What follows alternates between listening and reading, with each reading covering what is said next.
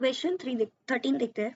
State the Bayes theorem illustrate how a Bayesian network can be used to represent causality relationships among attributes. यानी कि पहले तो हमें Bayes theorem state करना है, उसके बाद जो हमारा बेस जो हम थ्योरम कर रहे हैं, ठीक है, उसका नेटवर्क हम बनाएंगे. ठीक है, सो पहले हम देखते हैं कि बेस थ्योरम क्या है. तो Bayes theorem helps us to find the chance probability of something happening when we already know some related information. यानी कि हमारे पास ऐसा कुछ है, ठीक है, उसको हमें देखना है कि हमने जस्ट प्रोबेबिलिटी लगाई कि भाई हमारे पास ये एविडेंस है, so it's just a probability कि क्या हो सकता है. ठीक है, फाइंड अ चांस कि भाई ये होने की संभावना है या फिर प्रोबेबिलिटी ये इतनी है. ठीक है, क्योंकि हमारे पास इससे रिलेटेड कुछ तो इन्फॉर्मेशन होगी, दैट्स व्हाई ये हम बोल रहे हैं. It helps us to update and our belief when new data is given. यानी कि कोई भी नया डेटा आया, ठीक है, कोई भी न्यू डेटा आया तो हमें अपडेट करने में आसानी हो. ठीक है, फॉर्मूला देखते हैं कि P H E is equal to E by H cross P H oblique P E. ठीक है, अभी ये फॉर्मूला जो है हमारा बेस थ्योरम का है. किसका? बेस थ्योरम का ये हमारा फॉर्मूला है. तो उसमें जो आपको ये यहाँ पे पी एच दिख रहा है वो क्या है? प्रोबेबिलिटी हमें देता है कि आपने ये जो इवेंट दिया है उसकी प्रोबेबिलिटी एविडेंस जानने के पहले ये थी, बिफोर. ठीक है, पहले ये पीएच वाली जो है ना, वो हमने एविडेंस अभी देखा नहीं है, तब भी हम लगा रहे कि कुछ प्रोबेबिलिटी होगी, तो हम उसको बोलते हैं पीएच. ठीक है, और पीई बाई एच यानी कि ई यानी कि एविडेंस. अभी chance of evidence if the event is true. ठीक है, अभी एविडेंस मिलने के चांसेस हो तो वो पीई बाई एच बोलेंगे. ठीक है, और पीई क्या है? Overall chance of the evidence. यानी कि एविडेंस का ओवरऑल चांस कितना है ये जो इवेंट है उसको ट्रू करने में. ठीक है, और एच ई यानी कि updated chance after seeing the evidence. यानी देखो ये क्या था पीएच वाला, वो बिफोर वाला था, यानी कि एविडेंस अभी हमको कुछ मिला नहीं है, उससे पहले का था. ठीक है, और ये एच जो है वो क्या है? अपडेटेड चांस है, जो हम आफ्टर सीइंग द एविडेंस, यानी कि एविडेंस हमने अभी देखा नहीं है. ठीक है, आफ्टर सीइंग द एविडेंस, पहले हमने अभी अभी ये जो पी एच बाई ई है उसमें हमने एविडेंस देख लेंगे, उसके बाद हम चांसेस लगाएंगे कि क्या है क्या नहीं. ठीक है, ये जो बिफोर वाला था उसको हम पीरियड बोलेंगे, और ये आफ्टर वाला जो है उसको हम पोस्ट पीरियड बोलेंगे. ठीक है, इजी एग्जांपल एक देख लेते हैं. हमारे पास 1% ऑफ ईमेल आर स्पैम है. ठीक है, कि आपके पास जितने भी ईमेल्स है उसमें से 1% जो है वो स्पैम वाले हैं. ठीक है, और 90% of spam emails are the word free. ठीक है, मतलब कि जो स्पैम वाले ईमेल जो है, ठीक है, उसमें 90% जो स्पैम वाले होंगे उनका वर्डिंग फ्री होगा. ठीक है, और 10% वाला है ना नॉर्मल ईमेल्स, उसका भी फ्री है. ठीक है, so if you see the word free in the email, अभी जब भी हम ईमेल में कोई भी फ्री वाला देखेंगे, क्योंकि इसमें दो चांसेस है, देखो 90% ईमेल स्पैम वाले भी है और 10% नॉर्मल वाले भी है, यानी कि दो प्रोबेबिलिटी है. सो बेस थियरम हम यहाँ पे हमें हेल्प करेगा कि कौन सा वाला स्पैम है. तो इट टेल्स अस कि how to update our belief about an email being spam after seeing the word free. यानी कि जब भी हम कोई वर्ड फ्री देखते हैं, ठीक है, तो हम कैसे बिलोंग करें, कैसे हम उसको अपडेट करें कि ये स्पैम नहीं है, या फिर वर्ड फ्री देख के हम कैसे उसको डिनोट करें. तो ये जब भी हमें कुछ जानना हो तो हम बेस थ्योरम का यूज करेंगे. ठीक है, अभी हम बेस नेटवर्क देखते हैं कि क्या है.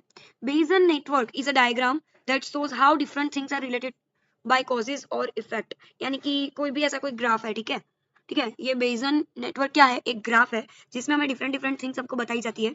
उसमें हम देखते हैं कि related by causes and effect, यानी कि कौन सा ऐसा बेस्ट थिंग है, यानी कि मतलब ये एक सिचुएशन है, ठीक है, इसमें कुछ इफेक्ट हुआ, ठीक है, ये इफेक्ट यहाँ पे हुआ तो फिर क्या होता है.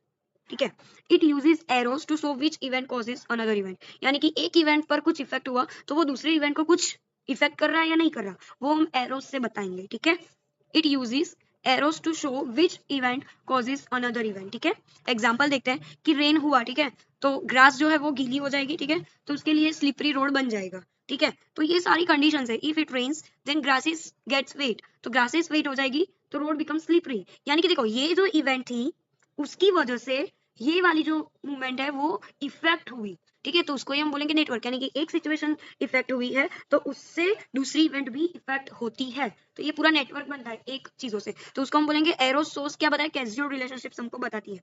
ठीक है, each node has a probability to connected to it. ठीक है, why it is useful shows how one event affects another. ये हमें बताया कि एक इवेंट दूसरी इवेंट के साथ कितना मतलब इफेक्ट कर रही है. Helps to reason under uncertainly used in medical diagnosis, weather forecasting और स्पैम डिटेक्शन. ये सारी चीजों में भी ये यूज होता है. क्वेश्चन 14 देखते हैं. Heuristical planning in breath. अभी ह्यूरिस्टिकल प्लानिंग मीन्स क्या है? Breaking a big complex problem plan into smaller and simple sub plans. यानी कि हम इसमें क्या करेंगे, जो भी बड़ा वाला कॉम्प्लेक्स प्लान है उसको हम स्मॉलर छोटे छोटे प्लान्स में डिवाइड कर देंगे। It's like a solving a big problem step by dividing it into small levels, ठीक है, from main goal to small task, ठीक है। आइडिया और कॉन्सेप्ट देख लेते हैं कि इन रियल वर्ल्ड प्रॉब्लम्स जो होती है उसमें हम डायरेक्टली सब कुछ नहीं फिक्स कर सकते, ठीक है, वो थोड़ा डिफिकल्ट होगा, तो हम क्या करते हैं, उसको डिवाइड करते हैं, यानी कि हमारा जो मेन गोल है उसको हम स्मॉलर स्मॉलर गोल्स में, यानी कि सब गोल्स में उसको डिवाइड करेंगे और हम वो सब गोल्स को धीरे धीरे कंप्लीट करते जाएंगे, ठीक है। वी कंबाइन ऑल सब गोल जो है, सब प्लान्स जो हमारे हैं वो सारे जब कंप्लीट हो जाएंगे तब वो बनेगा हमारा, क्या बनेगा, एक परफेक्ट गोल बनेगा, ठीक है। एग्जाम्पल देखते हैं कि गोल है हमारा travel from home to college, ठीक है, हमें होम से कॉलेज तक जाना है, ठीक है, तो हमारा मेन गोल क्या है कि हमें कॉलेज तक पहुंचना है, तो हमारे सब गोल्स क्या होंगे, ये हमारा बड़ा वाला प्रॉब्लम है तो उसको हम सब गोल्स में डिवाइड करें, तो पहले तो हम रेडी होंगे, फिर बस स्टॉप जाएंगे, ये छोटे छोटे गोल्स है, ये टेक अ बस लेंगे, फिर गेट डाउन नियर कॉलेज और वॉक टू द क्लास, ठीक है, ये सारे सब प्लान्स हमारे कंप्लीट हो जाएंगे तो हमारा मेन गोल भी अचीव हो जाएगा, ठीक है। स्ट्रक्चर देख लेते हैं कि हाई लेवल प्लान यानी कि मेन गोल्स और एब्स्ट्रैक्ट एक्शन, मिड लेवल यानी कि ग्रुप्स बना देंगे, और लो लेवल प्लान यानी कि actual small actions to execute, ठीक है, ये 3 लेवल होते हैं प्लान्स के। एडवांटेजेस देख लेते हैं, easier to understand and manage, reduce complexity और large problem, reusable सब प्लान्स हैव सेव टाइम, क्योंकि हम सब प्लान्स को कर रहे हैं तो उससे टाइम भी सेव होगा, closer to human style thinking, we also plan step by step. Disadvantage देखते हैं, समटाइम्स सब प्लान्स में कॉन्फ्लिक्ट विथ ईच अदर, ठीक है, समटाइम्स क्या होता है कि जो प्लान्स होते हैं वो कॉन्फ्लिक्ट हो जाते हैं एक दूसरे के साथ, need to maintain a proper coordination between levels, ठीक है। एप्लीकेशन क्या है, robotics planning, project management, project management, automated system और एआई असिस्टेंट, ये सारी चीजों में हम लोग ये वाले जो हमारा मेन गोल है उसको हम डिवाइड कर करके करते हैं, यानी कि हियरार्चिकल प्लानिंग को हम एग्जीक्यूट करेंगे, ठीक है।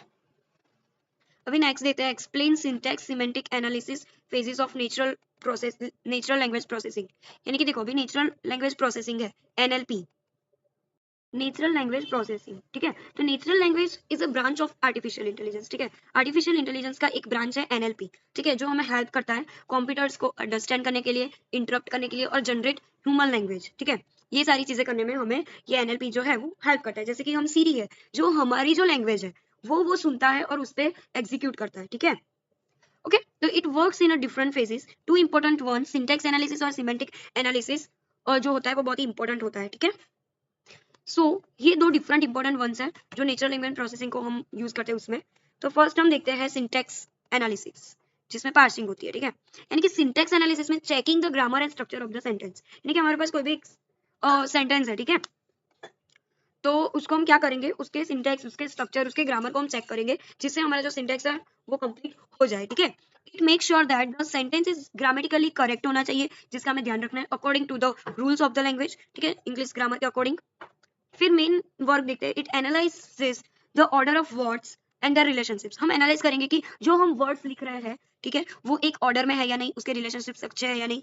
It builds a tree like tree that shows how words combine to form phrases sentences, ठीक है, जैसे कि एग्जांपल देखते हैं, द कैट ईट्स फिश, ठीक है, जो कैट है वो फिश को खा रही है, तो जो कैट है वो हमारा सब्जेक्ट हुआ, वर्ब हमारा ईट्स हुआ और ऑब्जेक्ट हमारा फिश हुआ, ठीक है, हम ऐसा नहीं लिख सकते कि ईट कैट फिश द, ठीक है, ये ग्रामर रॉन्ग हुआ, ठीक है। प्रोसीजर हमारी क्या है, to ensure the sentences follows the correct grammar rules before understanding the meaning, ठीक है, हमें मीनिंग समझने से पहले हमें उसका ग्रामर समझना चाहिए। आउटपुट देखते हैं, partial tree is a syntactic structure of the sentence, ठीक है। अभी सिमेंटिक एनालिसिस देखते हैं, तो सिमेंटिक एनालिसिस क्या है, understand the actual meaning of the words. पहले में क्या था, हमको क्या देखना है, ग्रामेटिकली सिंटैक्स देखना है, यानी कि पहले हम क्या करेंगे, ग्रामर देखेंगे बराबर है या नहीं, ठीक है, उसके बाद सिमेंटिक एनालिसिस में क्या देखेंगे, अंडरस्टैंड करेंगे कि एक्चुअल मीनिंग क्या है वर्ड्स का, ठीक है। After syntax analysis checks the grammar, semantic analysis checks meaning, ठीक है, ये सारी चीजें करेंगे। मेन वर्क हमारा क्या है, find out what the sentence is trying to say, understands the role of words, ये सारी चीजें हम अंडरस्टैंड करेंगे। Deals with word meaning, relationships and context, ये सारी चीजें अंडरस्टैंड करेंगे। तो देखो इसमें द कैट ईट्स फिश, तो इसमें समझना क्या है कि एक्शन हमारा ईट है, डन बाय कैट, और किसके ऊपर, फिश वो कर रहा है, यानी कि ऑब्जेक्ट हमारा फिश है, ठीक है। तो इसमें क्या हुआ, सिमेंटिक एनालिसिस हमने क्या किया, अंडरस्टैंड किया रिलेशनशिप्स को, ठीक है।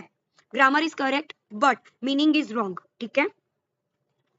पर्पस क्या है, to make sure the sentence is meaningful for logical and logical, ठीक है।